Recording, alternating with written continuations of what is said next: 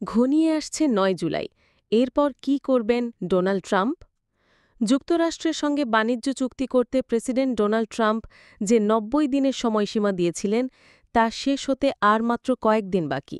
৯ জুলাই রাত ১২টা ১ মিনিটে মেয়াদ শেষ হওয়ার পর কি ঘটবে, তা এখনও অনিশ্চিত। এই সময়সীমা পার হওয়ার পর পরিস্থিতি কি হবে, সেটা এখন যার যার কল্পনা। বিষয়টি এমন পর্যায়ে চলে গেছে, তবে এই নিয়ে বিশ্ব অর্থনীতিতে টানটান উত্তেজনা বিরাজ করছে।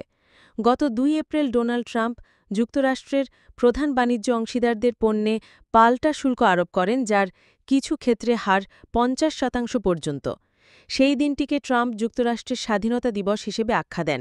বাস্তবতা হল, তা ছিল গত ১০০ বছরের বেশি সময়ের মধ্যে সবচেয়ে বেশি শুল্ক। এর জেরে দ্রুতই বিশ্বজুড়ে মন্দা শুরু হবে, অর্থনীতিবিদেরা এমন আশঙ্কা প্রকাশ করেন। ৯ এপ্রিল থেকে এসব শুল্ক কার্যকর হবে, এই আশঙ্কায় ওয়াল স্ট্রিটে অস্থিরতা শুরু হয়। বন্ড বাজারেও তার প্রভাব পড়ে। এরপর ট্রাম্প ৩ মাসের জন্য পাল্টা শুল্ক স্থগিত রাখার ঘোষণা দেন। বলেন, বিনিয়োগকারীরা বেশ অস্থির হয়ে উঠেছিলেন, ভয় পাচ্ছিলেন, সে কারণে তার পিছিয়ে আসা।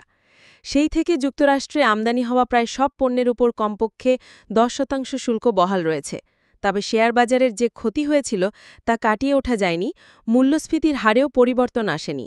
আবার শুল্ক বাড়লে এবং মূল্যস্ফীতি বেড়ে গেলে সব অর্জন মুছে যেতে পারে। বহু বৈঠক ও আলোচনা শেষে বলা হচ্ছিল বেশ কয়েকটি দেশের সঙ্গে চুক্তি হলো বলে, কিন্তু এখনও পর্যন্ত মাত্র ৩টি চুক্তি ঘোষিত হয়েছে, যার একটি ভিয়েতনামের সঙ্গে।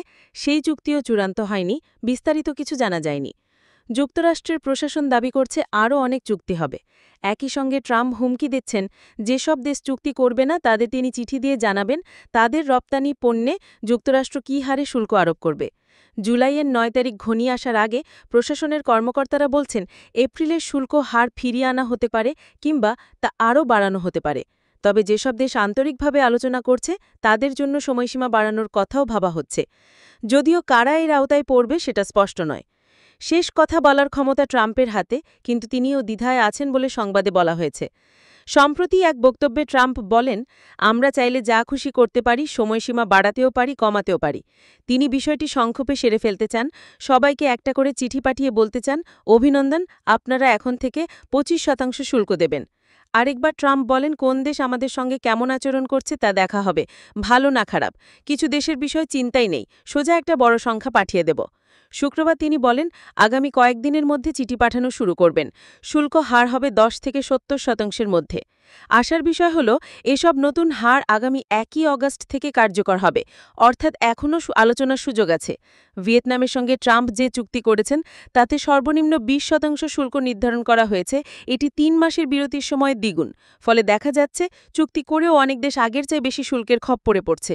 তবে এপ্রিলের ঘোষণা মতে ভিয়েতনামের জন্য ৪৬% পর্যন্ত শুল্ক নির্ধারিত ছিল।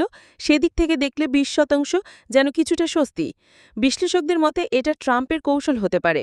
প্রচারণার সময় দেওয়া প্রতিশ্রুতি অনুযায়ী তিনি বিদেশি পণ্যে বেশি শুল্ক বসিয়ে রাজস্ব বাড়াতে এবং যুক্তরাষ্ট্রে শিল্প ও চাকুরি ফেরাতে চান। ইউবিএস গ্লোবাল ওয়েলথ ম্যানেজমেন্টের বৈশ্বিক ইকুইটি বিভাগের প্রধান উলরিকে হফম্যান বার্চার্ডি বলেন, মোটের ওপর আমরা যুক্তরাষ্ট্র ভিয়েতনাম চুক্তিকে ইতিবাচক অগ্রগতি হিসেবে দেখি। ভবিষ্যতের আরও বেশি টেকসই দ্বিপাক্ষিক বাণিজ্য চুক্তির পথ দেখাতে পারে। উলরিক হফম্যান আরও বলেন, চুক্তি নিয়ে অনিশ্চয়তা থাকলেও আমরা মনে করি বাজার ধীরে ধীরে এসবের সঙ্গে মানিয়ে নিচ্ছে। শেষমেশ ট্রাম্প প্রশাসন অর্থনৈতিক স্থিতিশীলতায় প্রাধান্য দেবে, বিশেষ করে ২০২৬-এর মধ্যবর্তী